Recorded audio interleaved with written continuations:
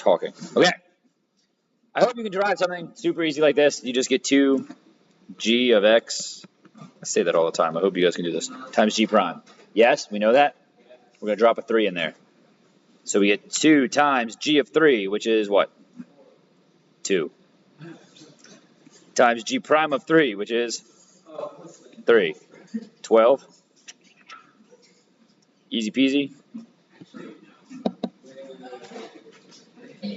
What's wrong with that? Do we get here? G of 3. Here's 3. Here's g of 3. G prime of 3. 3. Yeah. Okay. 4 is estimating a derivative. So 2.1 is going to be between 2 and 2.2. So you are just going to do 1.73 minus 1.39 over 2.2 minus 2. This is 0.2. What is that? 34? 0.34? Which is 1.7. What? That's chain rule. The derivative of anything squared is power rule, bring down the 2, so 2g of x times the derivative of what was being squared. Cool? Like we had to do, I always think of sine, but sine squared x, when you derive that, like if that's y, then y prime is 2 sine cosine. Okay? We go on 4, pretty easy. And 5, they're asking us to do something, a right Riemann sum with 3 subintervals. So our first one is going to have a width of 3. That's the x value change, 3. And the right-hand side of that is 6.2 plus the next interval goes from 7 to 12. That's 5 times the right-hand side of that is a height of 5.9 plus the next one has a base of 3 and 5.6. Easy enough? Great. That's 18.6 plus 25, 29.5 plus 15, 16.8. True? True. Okay. What are these answers? What's that? 30 plus about 20?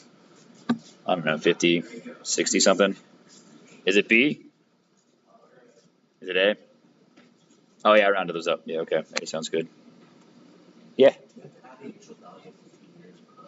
Oh, turds. You're right, man. God, they got me. I'm just trying to rush through this. Yo. Yeah. It didn't say just do the right Riemann sum. Man, they got me. It says approximate how much is in the tank. This number that we're getting here, which is 64.9, we're saying, isn't how much is in the tank. It's how much what's in the tank changed. So we gained 60. Why don't you write it? We gained 64.9, but we started with 50. Good call, Logan. Man, oh man, oh man. Not on my A game. Let's do one more. For these are all non-calculator questions, I think. Yeah, there's 2 parts. All right, so number 6. Am I doing one big video? Whatever. Number 6. All I want to know is, so hold on. It says we're using the trapezoid rule to approximate an integral. Okay? And we're getting t. They're saying the answer we get is t. Okay? They're saying that the actual integral is greater than t, which means when you do the trapezoid rule, you get a value less than the actual answer. Does that make sense? They want to know what must be true about f of x. So they're essentially asking you, when will the trapezoid rule be an underestimate? Okay? When will the trapezoid rule be less than the actual answer? Okay? So, and they give you all these options. All you need to do is draw a couple curves. I drew this for you before. If you have a curve like this, if you put trapezoids in there, do they have more area or less area? more area. That's an overestimate, okay? But if you have a curve like this, you put a trapezoid in there, it's below the curve. Make sense? What's the difference between the curves? Concavity. So the trapezoid rule will be an underestimate when the curve is concave down. Okay? Matter of fact, let's just go over this here real quick. Ready? So the approximation method can go here.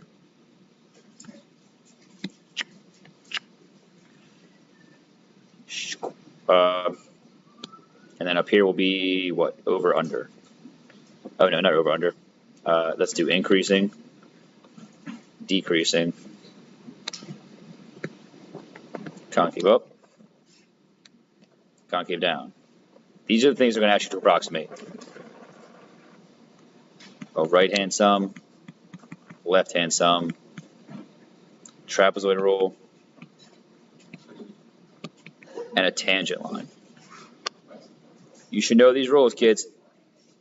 You can always just draw a picture, but we're going to do it out. You ready? So they ask you if something's over approximation, under approximation. What matters is what the graph looks like, what the graph is doing. Cool? For right-hand sum, let's think about this. If a graph is going up and you take the right-hand side and make a rectangle, it looks like that. Is that too much area, too little area? It's an overestimate. So right-hand sum, if a graph is increasing, is an overestimate. If it's decreasing, it's an underestimate. Okay? The concavity doesn't matter. Because look, that's concave up the whole time, right? But a right-hand sum over here looks like that, which is an underestimate. And a right-hand sum over here looks like that, which is an overestimate. It's okay? So here, I'll just put question marks or big X's or something. Like you can't tell. Knowing the concavity does not tell you if a right-hand sum is over or under. A left-hand sum is the reverse of that situation.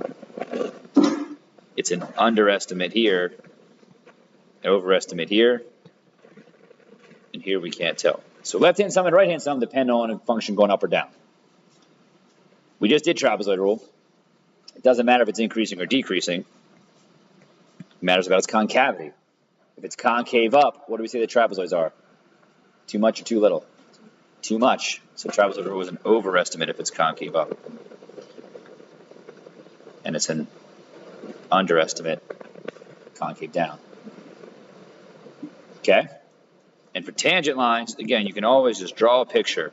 If you draw a tangent line on a concave down graph, you see how it's always above the graph? So it over approximates it. Okay? If it's concave up, it's going to be under it. So it's the reverse of this situation here. So concave up is an under approximation. Concave down is an over approximation. If you're ever asked to explain, like in a pre-response question, is this an overestimate or an underestimate? You can say, like, so let's say we did trapezoid rule, which we just did, and you asked to explain. You'd say, this is an underestimate because I used the trapezoid rule and the curve is, and the graph is concave down. That's all I got to say. That's enough explanation, okay? All right.